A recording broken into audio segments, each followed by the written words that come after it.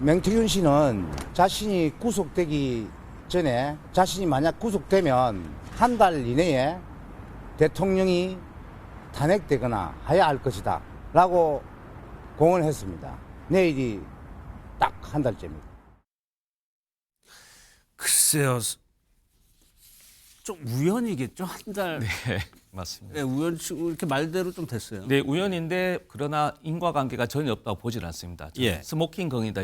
윤석열 대통령이 저는 불법 기염하는 여러 이유 중에 하나가 된다고 보는데 지금 언론에서나 윤석열 대통령은 본인은 부정선거의 결과로 지금 이런 비상계엄으로 반국가 세력인 민주당을 경고했다고 하잖아요.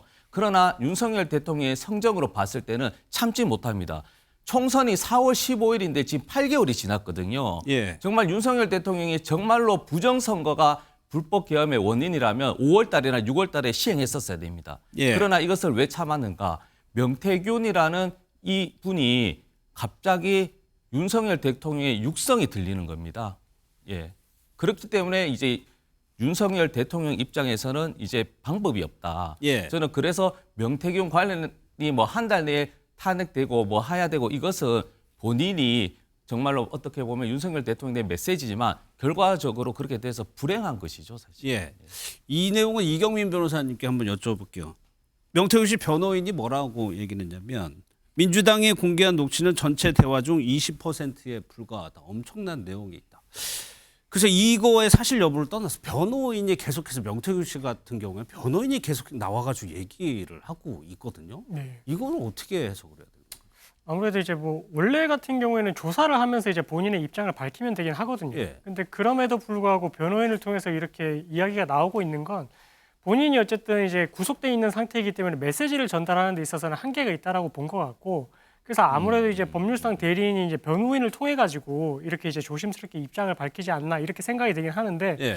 사실 그게 이제 좀 뭐 수사에 있어서 아니면 재판에 있어서 결과에 뭔가 영향을 준다라기보다는 좀 약간 정치적인 부분에 대한 메시지도 조금 띄고 있는 것 같아서 예. 이게 제가 좀 언급하기에는 뭐 좀 직접적으로 언급하기에는 조금 부적절한 부분도 있는 것 같고 예. 어쨌든 이 수사를 지금 진행되고 있는 이 상황에서 이렇게 이제 발언이 변호인을 통해서 나오고 있는 부분은 아무래도 이제 뭐 이런 부분들에 대한 증거가 중요하다라는 부분을 조금 이제 알려주기 위한 그런 취지 아닌가 예. 이렇게 좀 해석이 되고 있습니다. 그러니까 이게 무슨 어떤 의도가 있으니까 계속적으로 수사와 관련이 직접적으로 없는 내용들이 밖으로 나오는 것 같은데 의도가 좀 있다고 보세요. 일단 명태균 씨의 변호인이요. 이분도 사실은 어떻게 보면 거의 준정치인입니다.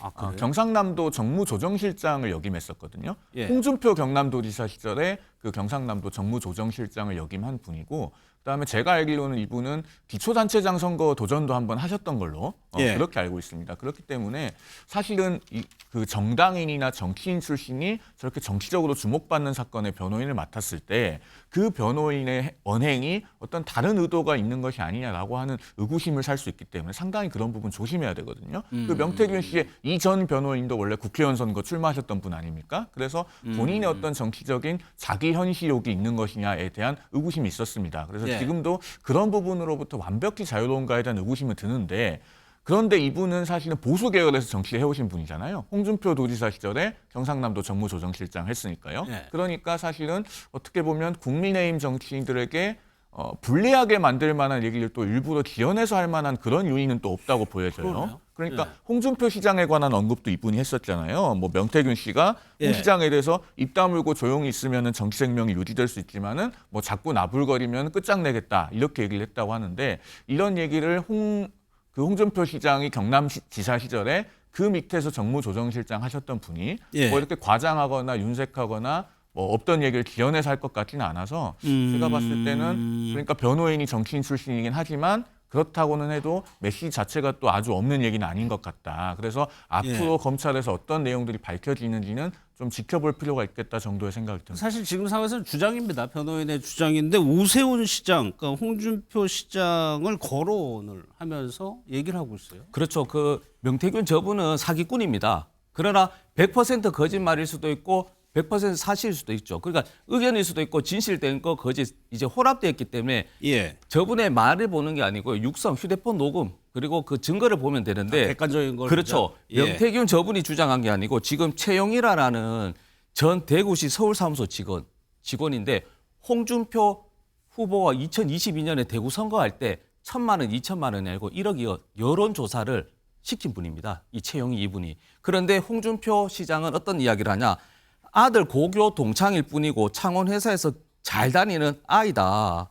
명태균에 꼬여서 나를 위해서 선의로 해준 착한 아이다입니다. 근데 예. 시청자 여러분 정말 아버님 입장에서 아들, 딸들이 정말로 그 동창 이름을 기억하는 분이 얼마 있으며 본인을 위해서 왜 동창의 아들이 예. 자기를 위해서 돈을 쓰면서 이렇게 여론조사 도와주고 그런 선의의 아들이 누가 있겠습니까? 그러니까 홍준표 시장도 선거 브로커일 뿐이다라고 해서 좀 그렇지만 잡범 취급하니 명태균 입장에서는 알겠습니다. 이런 인연관계라든지 증거가 있는데 홍준표 시장이 계속 부인하니까 이제는 더 이상 하게 되면 증거로 더 나타나겠다. 알겠습니다. 협박하는 거죠. 예. 세 분과의 대담 좀 여기서 마무리하도록 하겠습니다.